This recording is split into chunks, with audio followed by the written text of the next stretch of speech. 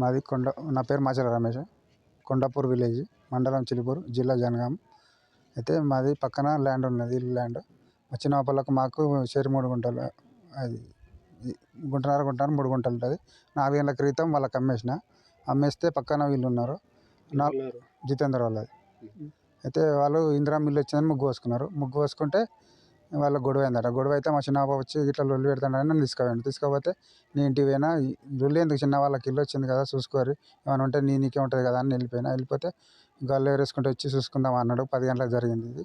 మళ్ళీ తర్వాత నేను లంచ్ టైంలో అన్నానికి వచ్చి పోతుంటే నన్ను మధ్యలో కర్రతోటి దాడి చేసి కొట్టిండు సార్. జితేందర్, జిన్ను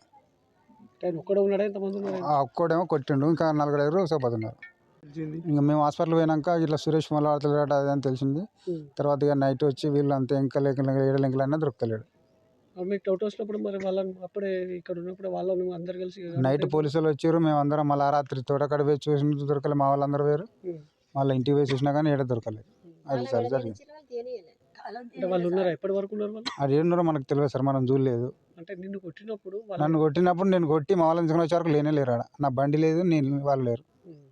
ఒక అర్ధగంట టైం అయింది అంతలనే. వాళ్ళు ఏడు ఉంటారో తెలియదు సార్.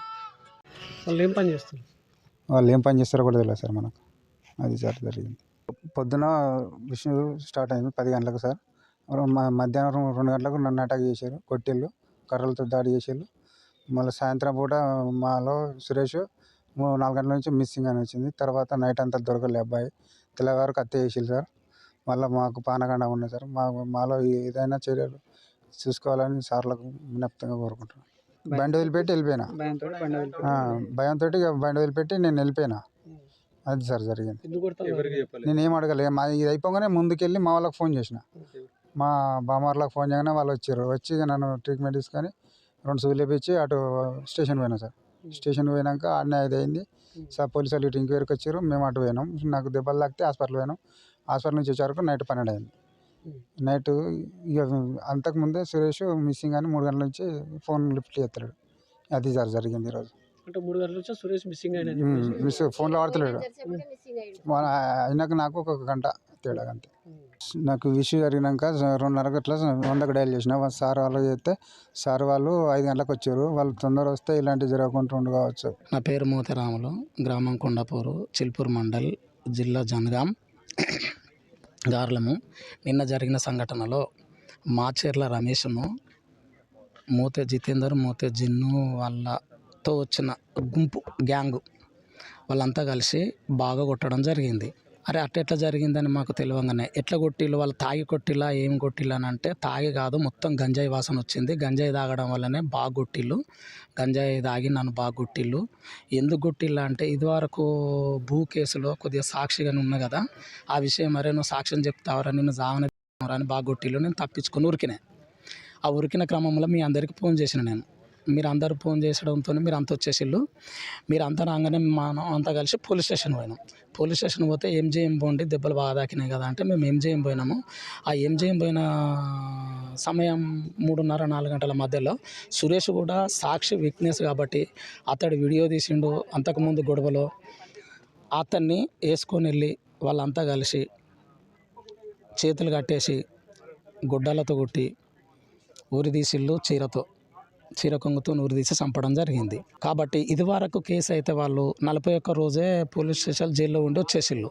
అంటే ఇంతే కదా, ఎవరిని చంపినా ఏం బీకర్ అనే కాన్ఫిడెన్స్లో వాళ్ళు మొరటిగా ప్రవర్తిస్తున్నారు. వాళ్ళపై కఠిన చర్య తీసుకోవాలని కోరుకుంటున్నాను.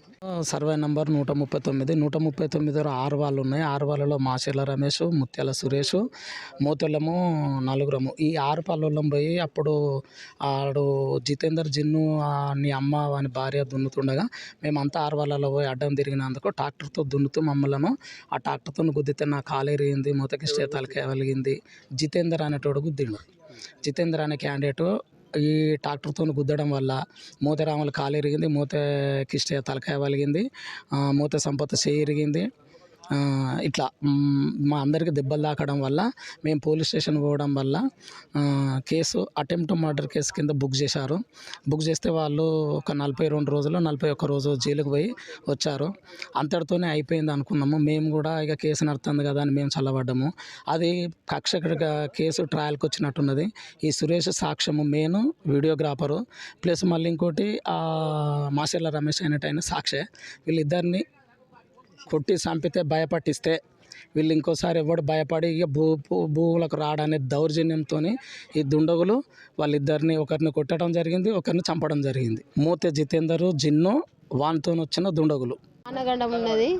మా ఆయనను కొట్టిర్రు. మాకు పోలీసు సిబ్బంది కావాలి, ఎక్కడ రక్షణ కావాలి, ప్రొడక్షన్ ఇప్పియండి.